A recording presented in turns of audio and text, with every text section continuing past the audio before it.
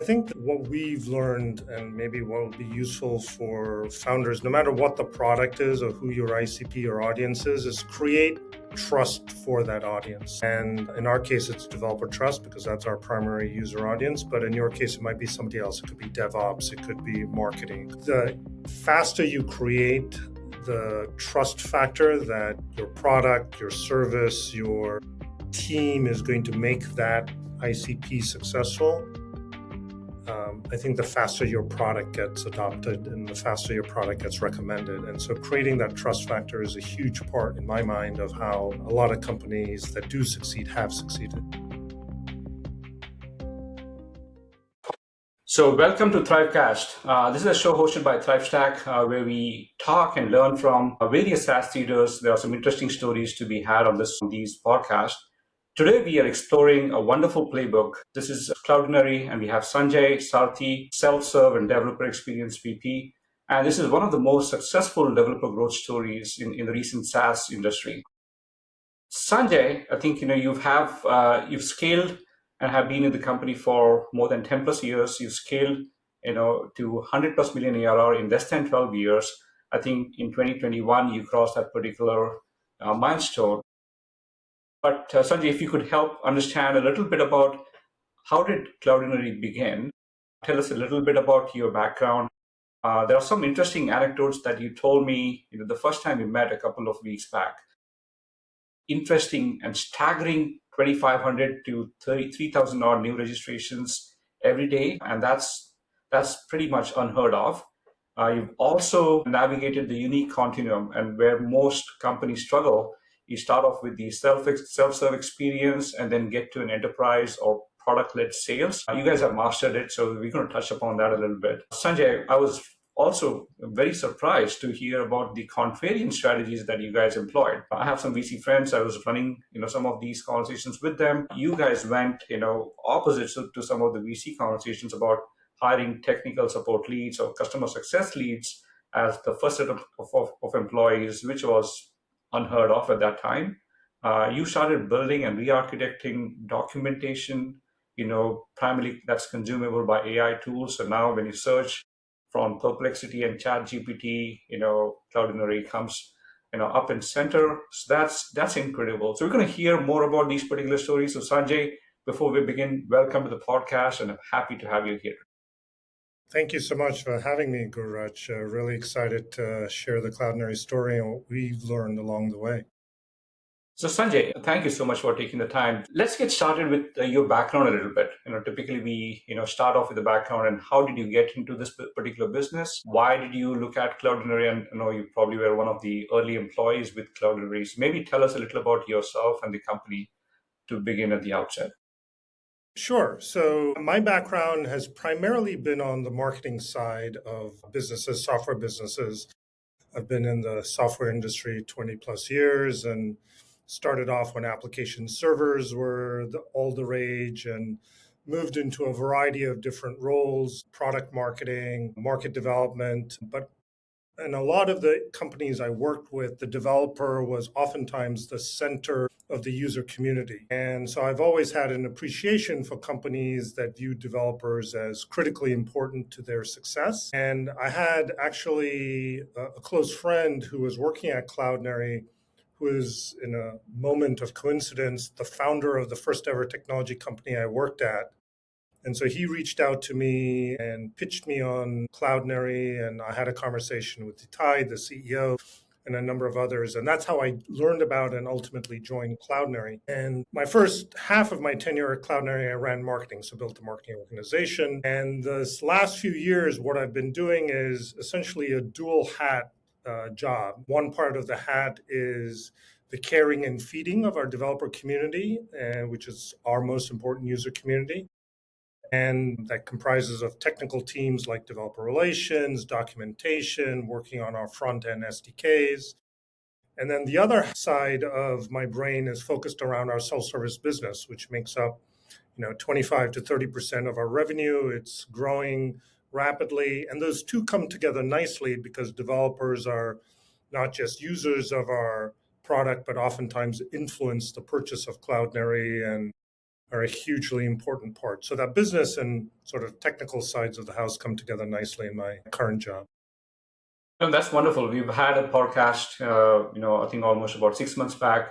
I think three of them, back to back on product-led marketing. And, the misnomer, at that time was, if you put up a website with a sign up button, people will discover you and click on sign up. But that's so untrue. And I think, what you're mentioning here is the amalgamation of the product-led marketing, the self-serve business, and all the essentials like the documentation and the marketing that goes alongside with it. So that's wonderful. Before we jump in, the various things that we want to talk about, could you maybe interest our audience a little bit about what is Cloudinary, what do they do, and essentially your beginning story from the way that you incepted. I know you mentioned that even before Cloudinary became a product, you were a consulting company. So maybe if you could start from there, and I think our audience would definitely love that story. That's also very unusual.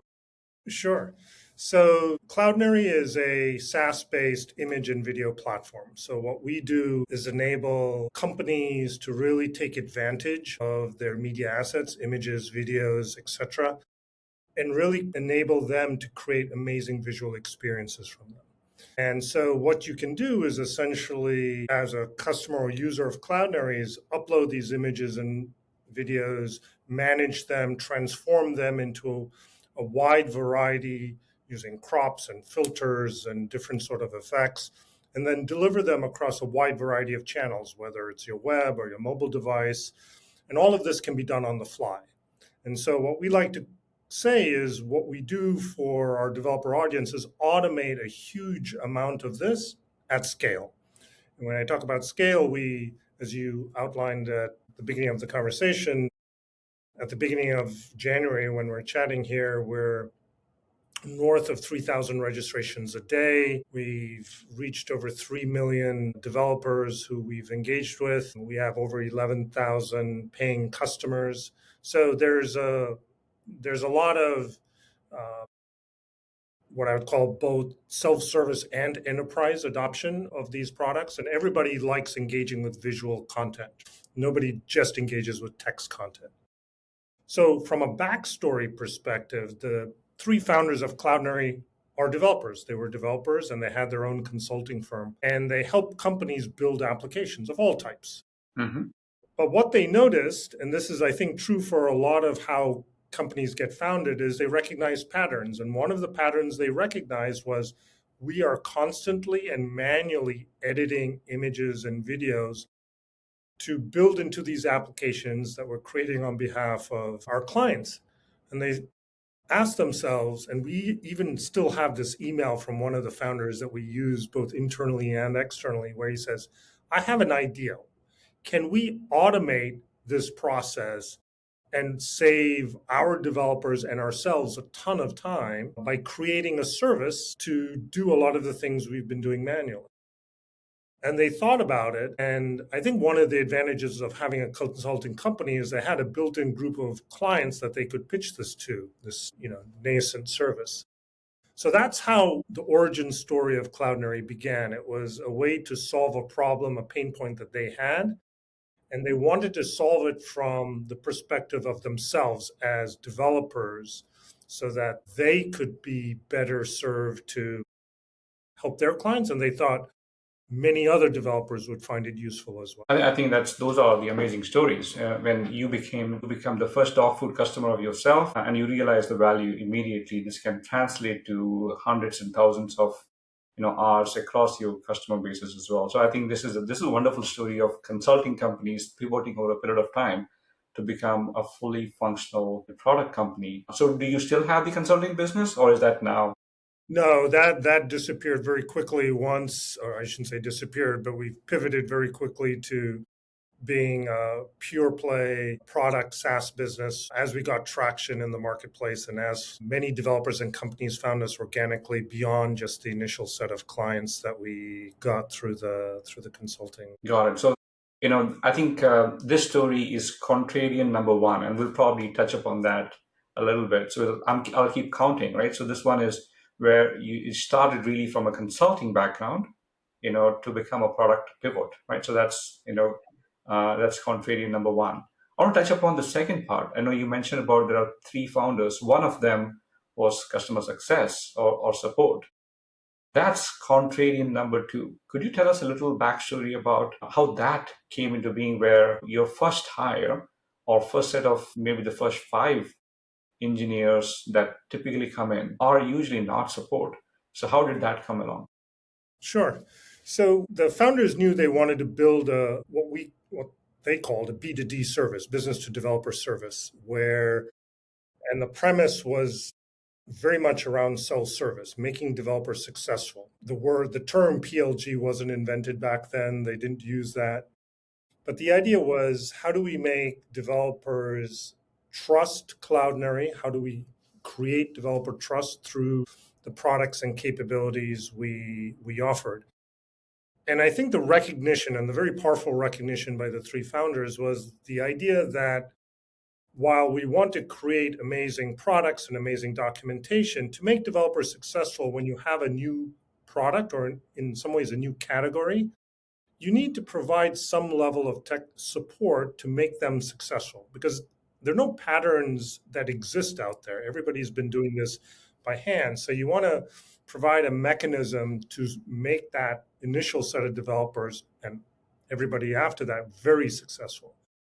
So the second person we hired after the three founders is the person that is now actually the VP of all our customer service or customer support organization. And there were two, I think, key components to that. One is who we hired and who we continue to hire in these roles are developers themselves. They're very technical. Mm-hmm. And for us, it's not just about answering tickets and reducing the number of tickets that are in the flow. It's about, what are the outcomes? Did we make those developers successful? And if we made those developers successful, word of mouth accelerated, because that's what we use, the word of mouth success, to drive additional adoption of Cloudinary. So it was a contrary bet. We didn't invest in go-to-market. We didn't invest in sales. We invested in the things we thought would make developers successful, and that's, I think, a contrary but successful bet that's paid off. Yeah, I think you're taking care of the users, and that should become a flywheel by itself. Tell us the backstory about oh, you're building the tool sets internally for yourself. How did you get the first 10 or 20 or 30 odd customers? Because that takes a different effort by the founding team, who, and as you rightly mentioned, were developers at that time. So how did the first 10 or 15 customers came into being? Do you have any insights onto how did they became, a founder or a salesman of some sort, right? To go Yep. away from the developers. So I think there were maybe two or three paths that I can sort of highlight. We discussed a little bit about the fact that they had the consulting business that they could use to Some of the jobs there. some of the early customers and early feedback was able to be obtained through that route. I think beyond just the at a product level, one of the things that we said is, hey, how do we create a URL-based API so that it's very easy to manipulate these images and videos and other assets on the fly through the URL? And then that translated into, we're working with the developer community, developers work with SDKs. What are the set of SDKs that we can offer in conjunction with this core API that allow developers to very quickly, hey, we introduced, for example, one of the first ones was a Ruby gem. So for Ruby on Rails developers back in the day, how do we make it very easy to incorporate Cloudinary into your workflows? So that's the second. The third, which again related to this word of mouth concept beyond just technical support, was a real focus around technical content and documentation. And the idea was, we don't, in addition to supporting developers with this new product and this new sort of way of working, we found that it generated an enormous amount of SEO juice at the time. And so the other bet that we made is it's not just important to talk about the what, here's what the product does, and here are the methods and the parameters, et cetera, but the how, right? So you provide tutorials around use cases we thought would be relevant. And we put that both into the context of the blog, into our documentation, other sources that could be consumed by developers. And so immediately, we generated quite a bit of SEO juice around those content elements, and that drove visibility for developers who are searching for these topics. And we could see the search terms starting to crop, to grow as well. So I think those three essentially motions were drivers for how we attained the first 20, 30, 50 customers, very much in a self-service mode. There weren't salespeople there pounding the pavement. So let me go little deeper into this one. So you build the content, so the SEO and the Google searches, and maybe there was no Bing at that time. Started rating, your domain and started suggesting those answers. Developers would click on them and they would come to your website at that time. Did they come to the website at that time, or the blogs, or did they go directly into the product? Sorry, I'm a little. I think I missed one of the portion that you earlier mentioned. Yeah, they wouldn't go directly into the product. They would go directly to the content piece that supported that search term. Okay. But what we focused on was to be able to say this coming to our blog or to our documentation or whatever the tutorial or the recipe was enough of an inducement to then click on the register now button and start trying the product. So that's what we found to be certainly initial drivers, and the fact that you could initially try it for free. The other bet we made is we said we didn't want to do a free trial, we wanted to do a freemium product, so we offered a free version from the get-go for a certain capacity. Here's what you get, and try it out to your heart's content. And then as you grow and as your consumption needs and product needs evolve and mature, then we have paid plans for you. I think you provided the value with free. I think developers love free, so they may not have the propensity to go and pay for it. Maybe that's a wise choice. And by the way, a good friend of mine, he wrote a book on freemium, which is just right behind me, and he's been interviewing. I'll probably suggest to have you guys, talk to him as well. Dave Boyce, he's from Winning by Design. Yeah, absolutely. So Sanjay, maybe tell us a little more. Were your registrations, were you able to go measure at that time, where these developers are coming to your website? Very likely, some of your vanity metrics like the traffic on the website started to shoot up, your search score, search domain rating started to shoot up. But how did that translate into someone actually coming and clicking on the sign up? Is it just the free portions of it, or were there something else, any of the tactics that you used to get them to sign up? What was the inducement? What was the bait, that you got him at that time to allow them to sign up? Yeah, so I think and it's been a long-standing belief of ours, Gururaj, that the best way to create value for our users is to show that value as it progresses and to create trust that the product does what it says it does, solves customers' problems the way we say it does.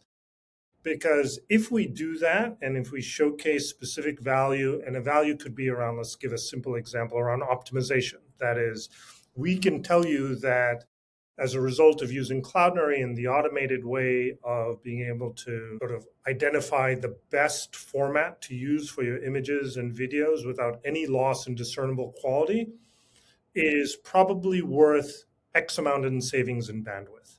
And once we could show that, this is,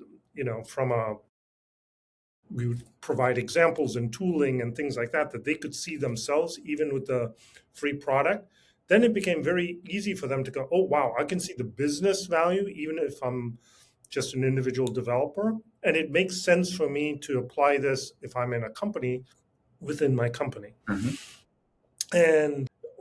And I think we were helped by the tailwind that everybody was moving into a model where visual experiences, whether it was e-commerce, media and entertainment, travel and hospitality, where the differentiator was how much engagement you received from your end users.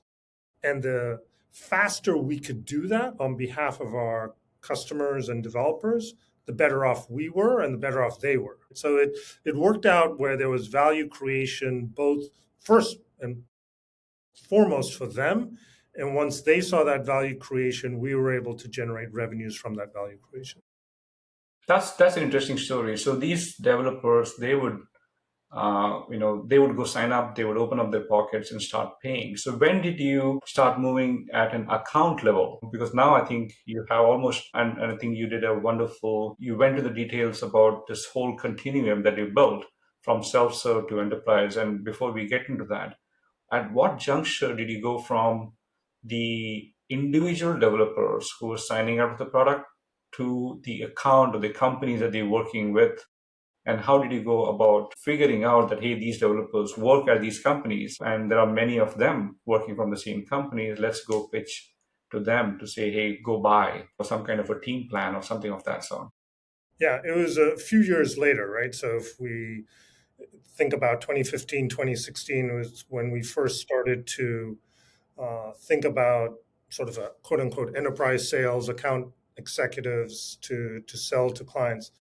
Candidly, oftentimes what would happen is we would get inbound inquiries that said, It's beautiful. your plans aren't big enough for us.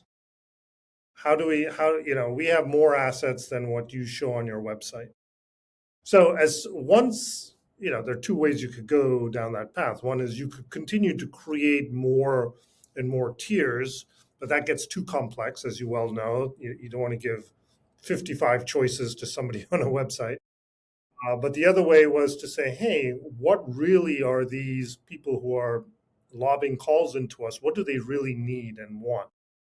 And that's what prompted us to start looking into how do we scale the business beyond just pure self-service into more of an enterprise motion. And to the term you and I have chatted about, this continuum, this idea that the continuum exists because the business needs for an enterprise may be more complex and more sophisticated, but the business value has to still be there. Right? And so our ability to show that business value to a small 10-person organization all the way up to an Adidas is true today, right? And it was true back in something that we could show in 2015.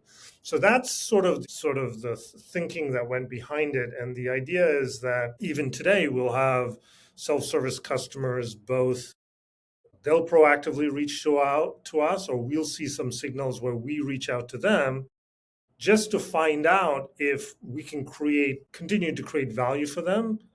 And sometimes it's just a better fit for them to be on an enterprise plan. Sometimes it's a better fit for them to be on a self-service plan. We don't want to force people to go into one direction or the other. We just think there's, as we said, this continuum of value, and depending on what's most important to you, we'll share with you what we think is best.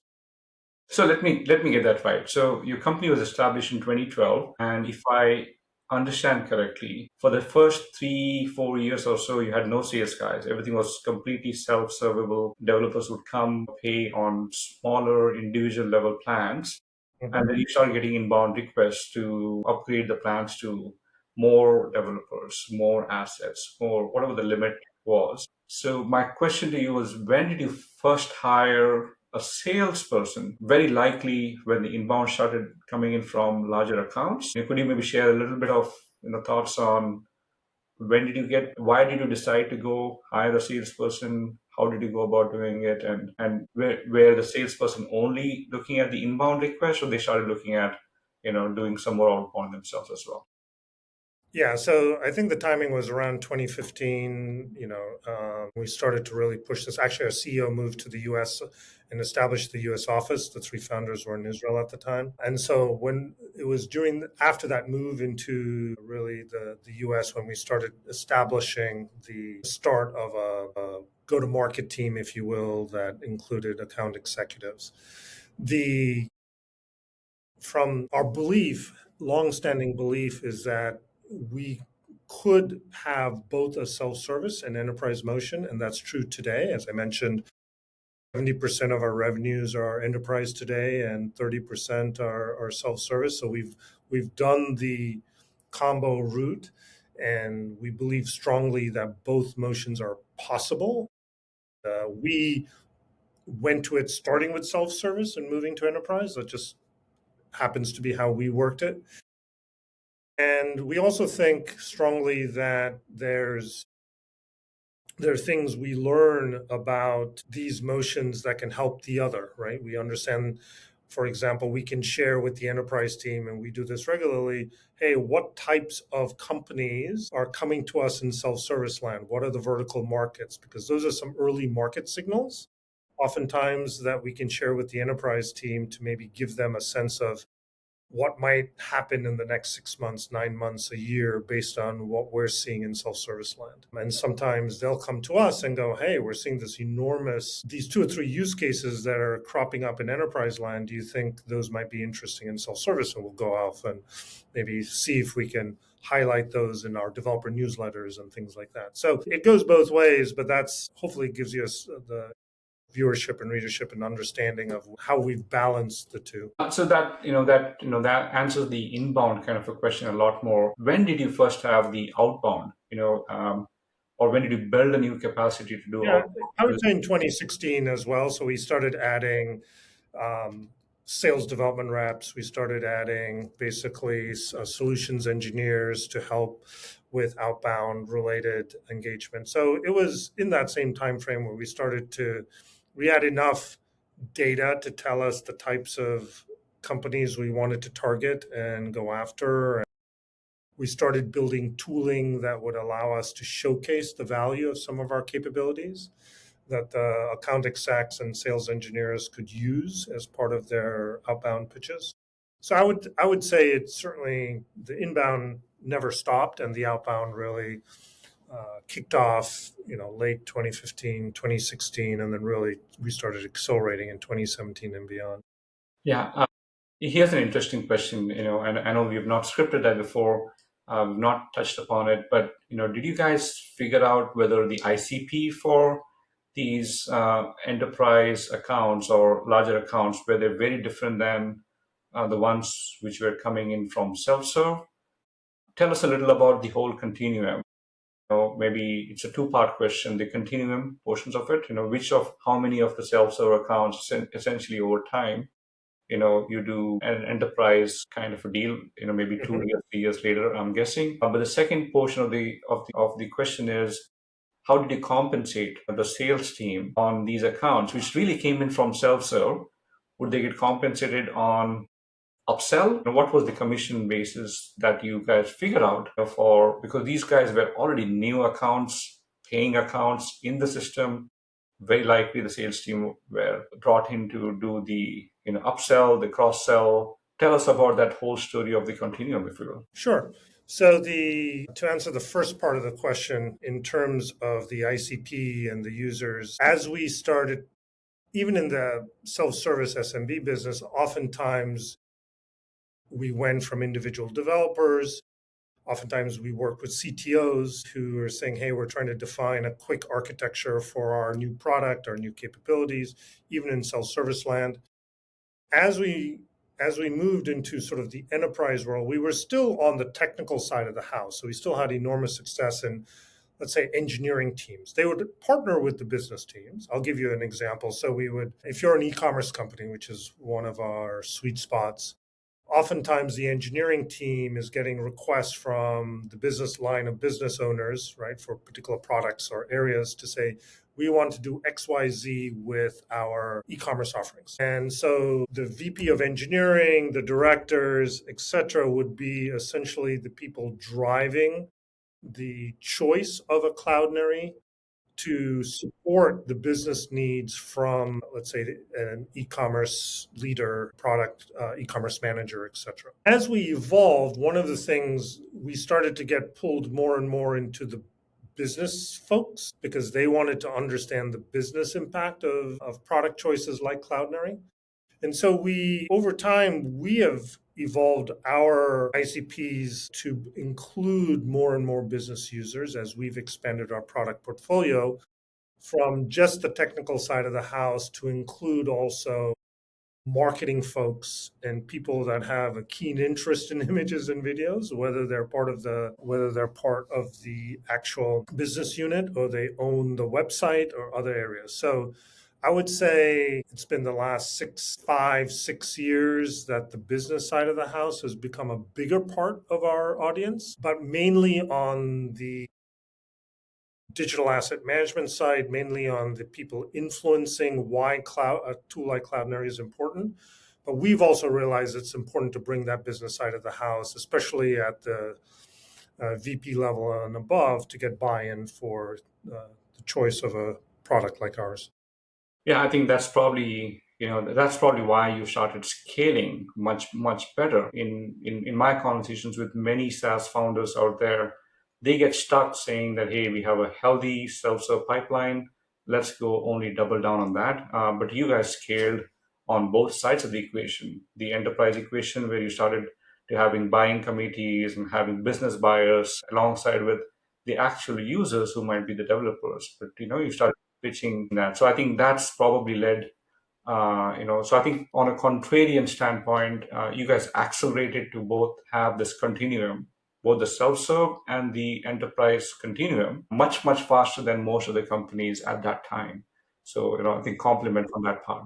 Well, thank you. Yeah, and I think it was a recognition by the team to understand that it's perfectly valid to have a core user group audience, right? In developers, that's our bread and butter, and that's our value add.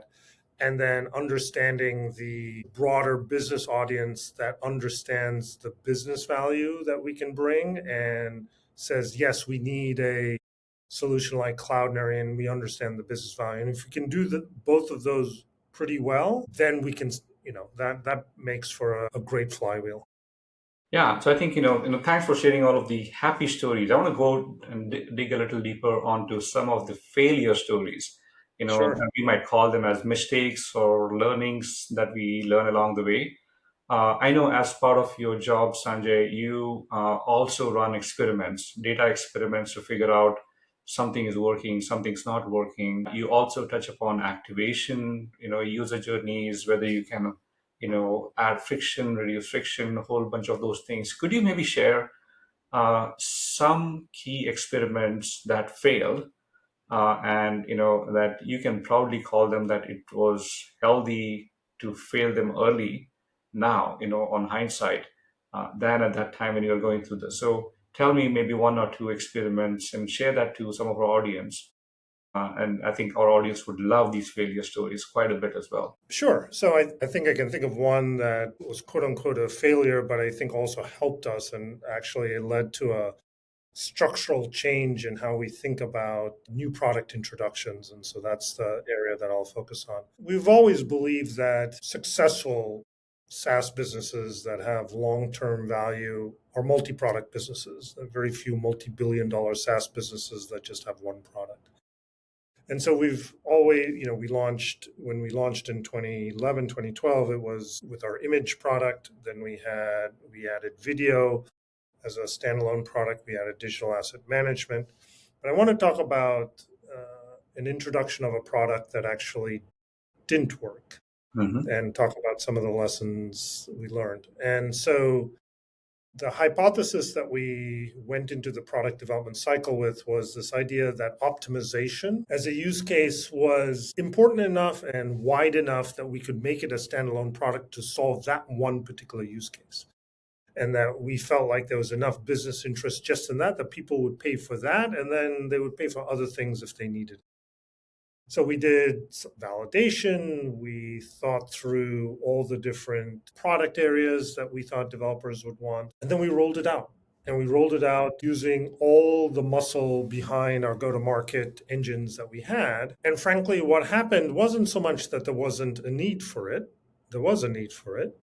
And that's what we had thought about. But what we had not thought about completely during that experimentation phase is what happens at scale if all of a sudden your core product might get cannibalized. Interesting. And we didn't really do that in the experimentation when we were thinking through the product, because all we were focused on was does this product work for the group of people that have expressed interest in it, not necessarily for the people that haven't expressed interest in it. So once we saw that, in fact, it wasn't just net positive, there were negatives associated with it, we realized, hey, the lesson we're learning isn't so much the innovation or launching new products. It was we maybe need to do more of a job understanding how to innovate yet manage rollouts better than we do today. So what we've done, the change we made as a result of this mistake, and we stopped selling the product, it's deprecated now. But what we've done is essentially have a product portfolio that's divided into two parts. One part is sort of our scale product portfolio that I've alluded to, that we have account execs, self-service, solutions engineers, architects, tons of marketing, partnerships, all going after that because established, well-known, all about scale. Then what we've built is almost like startup incubators for products that we think have incredible potential, but we don't want to necessarily take resources away from the scale area. So what we've done is given the startup, each of these product areas, a small team to go out and experiment and understand ICPs and understand minimal product market fit and all the other things, build in public, etc., and figure out, do these products have an opportunity to scale? And our expectation is not everything coming out of that invest group, these startup incubators will. It's okay. It's okay if a bunch of them don't work. And I think that mindset shift from saying, oh, everything has to work, to let's move really quickly around a set of interesting product ideas and say no if we don't think they'll achieve scale product market fit. And I think that's one of the big lessons we've learned out of mistakes. And we've actually not, even in this new model, we've said, hey, yeah, this is interesting, but not interesting enough to move into a scale model. So we'll just stop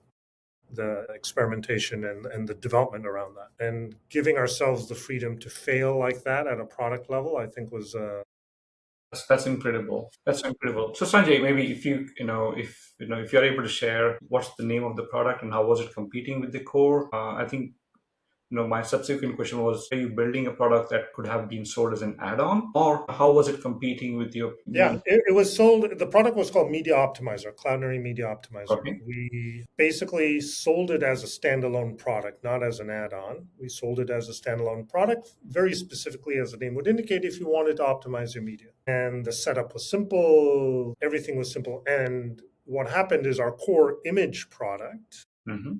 saw sales sort of stop, not sales cycles lengthened and in some cases stalled because people said, wait, why do I need this if I can get this Got it. Yeah. and not get the full, and how do I think? So it wasn't net additive, right, Got is it. the way to think about it.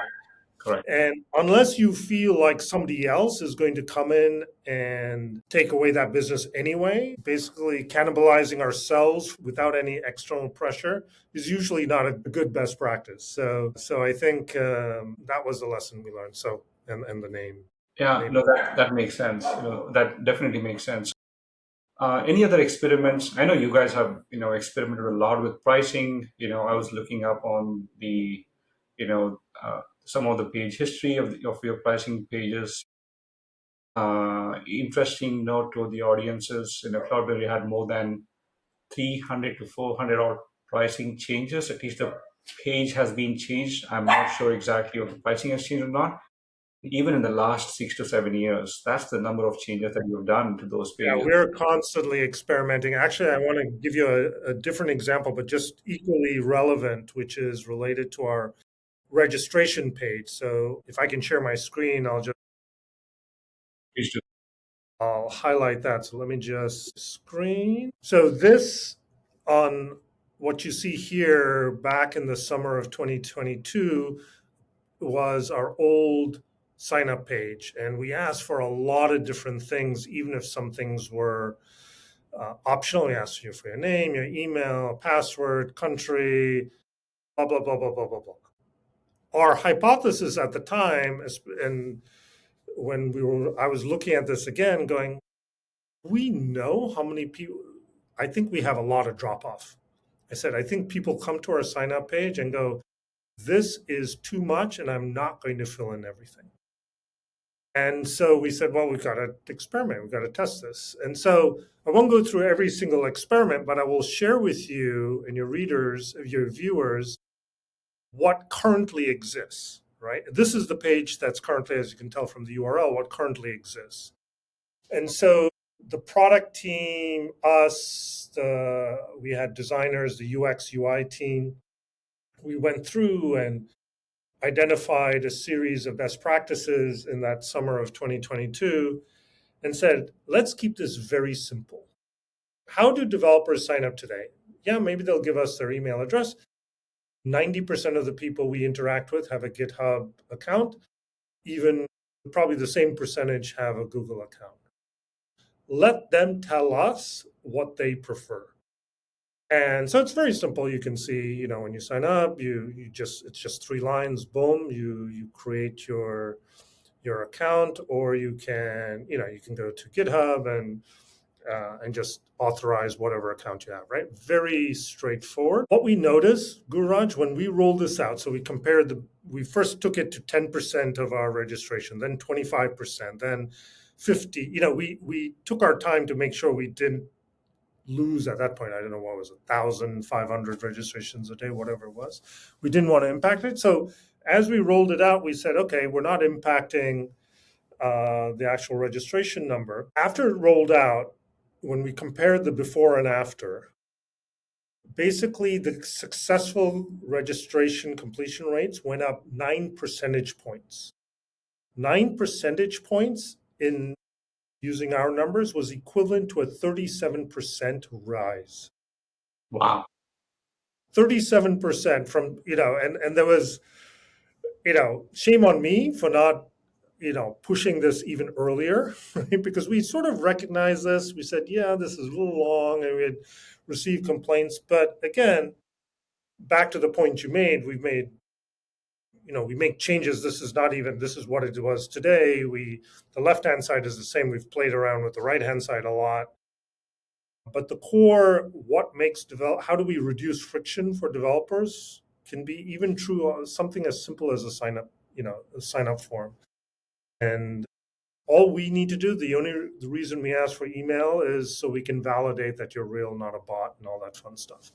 So those are some of the things that we've done, and we're constantly doing, right? We have a whole weekly or bi-weekly meeting where we go through all the experiments from product team to revenue teams to understand what we're driving in self-service and the developer experience. As we talk about, it's okay to fail, right? Failure or an experiment not working is still successful because it's told us something.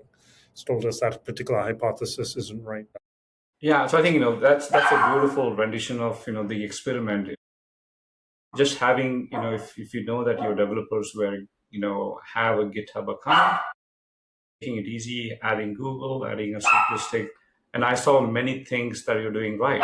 Social proof. Had logos there showing the number of 3+ million developers there. So I think all of that gives a lot more credence, to that story itself. But I know, Sanjay, talking to you, you've done many experiments like these before. And maybe, in the interest of time, we'll probably add that to the show notes to the live audience. Sanjay and your team have experimented on activation flows, showcasing, exclusive content. Do you want to take maybe a minute or so to show 1 or 2 examples and maybe talk through that? So I think one of the things we've done is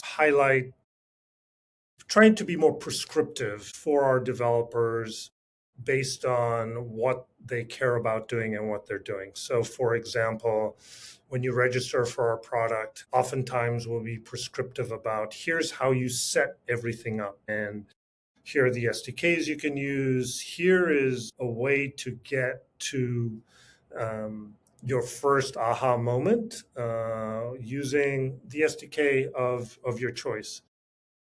And we've seen, again, running experiments, even in documentation, that the use of those quick start guides, the use of in-console uh, sort of flows raises activation rate. Even if you talk about 0.1%, 0.2%, at the scales we now operate at, all of a sudden that's meaningful because we can translate an increase in activation rate to an increase in usage.